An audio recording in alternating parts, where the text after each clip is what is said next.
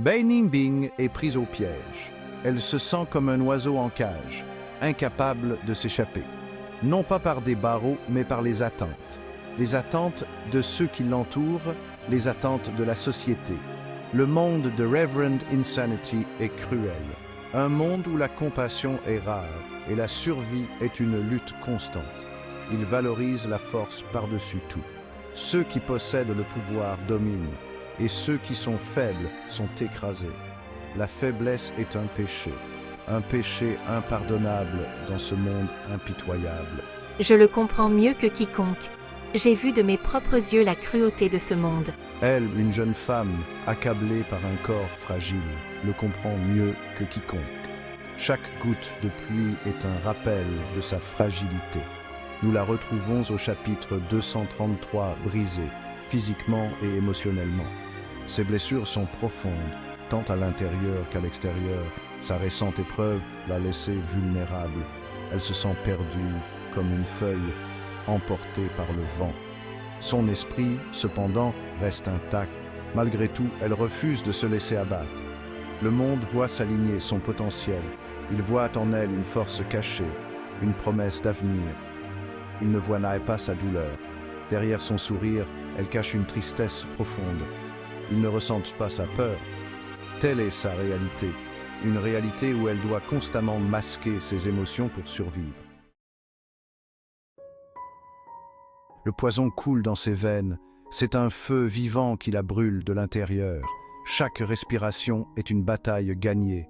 Chaque mouvement envoie de nouvelles vagues d'agonie à travers elle. Son corps, toujours fragile, est maintenant son ennemi. Il hurle de protestation à chaque battement de cœur. Pourtant, j'endure. Je le dois. Pourtant, elle endure. Elle le doit. Céder, c'est se rendre. Se rendre, c'est mourir. Telle est la loi de son monde. La vieille femme arrive, un phare d'espoir dans les ténèbres. Elle tend la main, son visage marqué par les années, mais illuminé par une bienveillance sincère. Mais son aide a un prix, l'incompréhension. Les gens autour d'elle ne voient pas la générosité, mais des conditions cachées. Elle voit la faiblesse, pas la résilience. Les autres la jugent trop vite, ne comprenant pas la force intérieure qu'elle possède. Elle voit le désespoir, pas la détermination. Ses intentions sont pures, mais ses actions sont souvent mal interprétées. S'il vous plaît, vous devez comprendre. Je ne cherche qu'à aider, à apporter un peu de lumière dans cette obscurité. Les tentatives de Bai Ningbing pour s'expliquer se heurtent à la suspicion. Chaque mot qu'elle prononce est accueilli avec méfiance. Ses paroles sont déformées, ses actes mal interprétés. Elle se sent trahie par ceux qu'elle essaie d'aider. La douleur de son corps n'est rien comparée au mal qui ronge son cœur. Elle souffre en silence, espérant que quelqu'un comprenne enfin. Pourquoi ne peux-tu pas simplement accepter de l'aide? Nous voulons juste ton bien. Elle aimerait crier, leur faire comprendre, mais les mots semblent inutiles face à tant de malentendus. Mais à quoi bon les mots quand les actes sont si facilement mal interprétés? Elle se demande si un jour, ils verront la vérité derrière ses intentions. Fang Yuan, l'homme qui hante ses pensées, offre son aide. Mais sa gentillesse est à double tranchant. Son aide est mêlée de poison, au sens propre comme au sens figuré. Il lui sauve la vie, mais il la pousse plus loin dans l'abîme. Il lui offre sa protection, mais à quel prix? Son indépendance, sa fierté, son âme même. Il est une énigme qu'elle ne peut résoudre, un danger auquel elle ne peut échapper. Sa présence est un élixir toxique qui la sauve et la détruit en même temps. La vieille femme, à sa manière, offre une aide différente. Elle est dure, impitoyable, mais elle est honnête. Elle voit le potentiel de Bai Ningbing, la force cachée sous la surface. Ses paroles sont acerbes, mais elles font mouche. Elles offrent une voie, un moyen de survivre dans ce monde brutal.